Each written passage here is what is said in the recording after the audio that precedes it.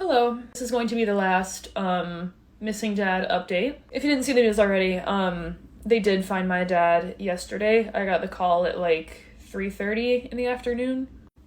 Obviously, if you couldn't tell, it's not the news that we wanted, but it is the news that we were expecting to a certain degree and tried to prepare for as best as we could, although there's literally nothing in the world that can prepare you to hear that. It's just, I'm feeling all sorts of shocked, but not shocked. I'm relieved that this 3-month-long hellscape is done and there's closure and we can start the next chapter, although the next chapter is equally as terrible. There's a lot of things to be feeling, for sure. I'm not gonna go into, extreme detail, but he was found in a drainage ditch thing that was, on private property, so it's not easy to access. Damn, you hear that thunder? Dad is chiming into this conversation right now.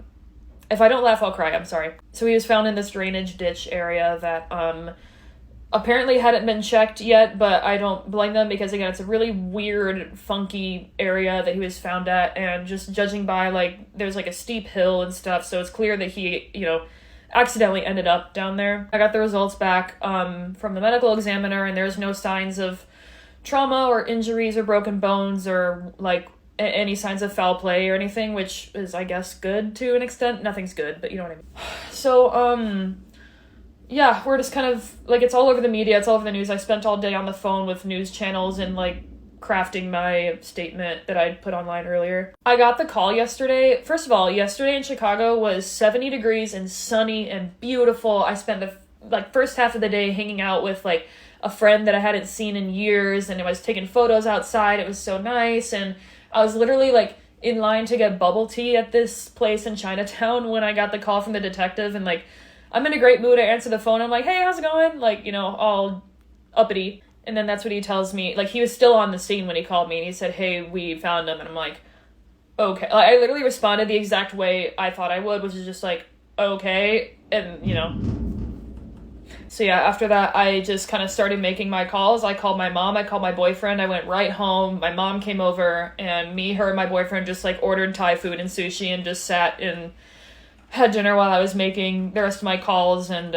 after that, I went down to the south side and hung out with my dad's bestest friend group, and we just all hung out in their garage, and we played darts and drank beer and lit off bottle rockets and just told stories about my dad and laughed and had a pretty, decent time, all things considered. And I know that's exactly what he would have wanted.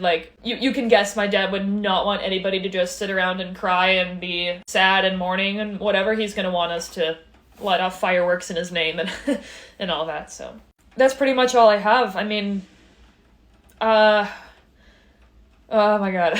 I just can't, bro. I can't even begin to express the gratitude I feel for the amount of support that we got this entire time. The, virality of my dad's story is something that we never could have expected. We never intended. It really just kind of happened, and it was never lost on us. Every day we woke up even more and more surprised at how many supporters we had from across the globe. Every new person that joined our Facebook page were what is going on? We were so shocked when this was blowing up. We're how is he getting so much coverage? He's just a guy. I'm getting emotional because I've been making these videos for so long, and it's kind of just now hitting me that this is kind of the last one of it is the last one of the story. So just, if you've been watching these the whole time, just thank you. Thank you for all, oh my god.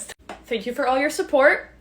Thank you for printing flyers in other cities and sending me pictures of them posted up in other states. And thank you for calling your hospitals. Thank you for just talking about my dad at the dinner table if you live in other state. I can't even, I'll never be able to process the amount of support that we've gotten. And even, our law enforcement officers that have tirelessly helped us this entire time. I'm so lucky to say that we trusted them with our lives, with my dad's life, and they never once let us down. I can't sit here and look at this whole timeline and be fixated on the what ifs or the how did this happen, or maybe if this person would have stepped in, this wouldn't have happened. I can't focus on the things that I wish we could have changed or prevented. That's just not the way to do this. It's so funny that it's storming right now too, because yesterday, like I said, it was such a gorgeously beautiful day for mid-March in Chicago. March is such a shitty month, and like now that I think about it, I'm like, of course it was a beautiful day. It's, you know, my dad,